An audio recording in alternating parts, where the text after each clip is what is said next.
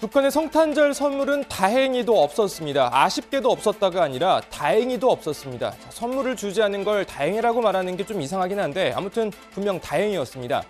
자, 미국이 주장하는 대화 방식은 장깨에 불과하다. 다가오는 크리스마스 선물이 뭐가 될지는 전적으로 미국에 달렸다. 이태성 북한 외무성 부상이 지난 3일 내놓은 담화문입니다.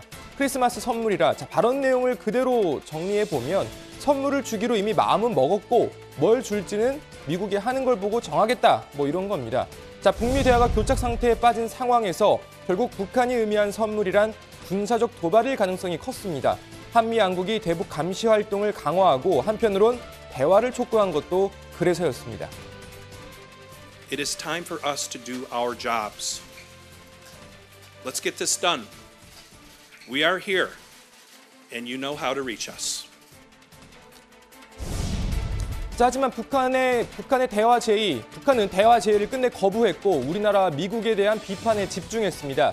자, 그래서 북한의 성탄절 선물이 군사 도발일 가능성도 더 높아졌습니다. 물론 마지막까지 낙관론을 내놓은 사람도 있었습니다. 그것도 휴양지에서 연휴를 보내면서 말이죠. Maybe it's a nice present. Maybe it's a present where he sends me a beautiful vase as opposed to a missile test. Right? I may get a vase. I may get a nice present from him. You don't know. You never know. 물론 트럼프 대통령도 북한이 고강도 군사 도발을 할 경우 강력 대응하겠다는 경고를 함께 내놓긴 했습니다.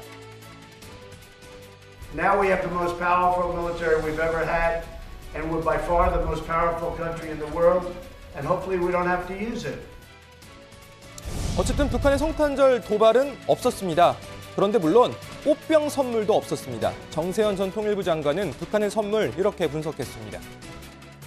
한중일 정상회담이 23일, 24일 중국의 청도, 그 사천성 청도에서 열리고 있었기 때문에 그때 24일쯤 이렇게 쏘면은 중국의 체면이 말이 아니죠. 앞으로 그렇죠. 중국의 도움을 많이 받아야 되는 처지에 있는데 북한이. 그래서도 그렇고 트럼프 대통령이 지금 조용히 있거든요. 대통령이 조용히 있으면은 우리도 조용히 지나가자. 그래서 트럼프 대통령이 지금 거친 언행을 하지 않았기 때문에 연말에 그 미사일을 발사하거나 하는 짓은 안 하고 점잖게 해를 넘기면서 내년 신년사에서 뭔가 정책 방향을 발표하려고 봅니다. 자, 정세현 정 장관의 말대로 이제 관심은 북한 김정은 위원장의 내년 신년사로 쏠리고 있습니다. 김정은 위원장의 신년사는 매년 북미 또 남북 관계에 중요한 변곡점으로 작용했습니다. 2018년 신년사에선 평창 동계올림픽 대표단 파견 의사를 밝히면서 남북 관계 개선 의지를 강조했습니다.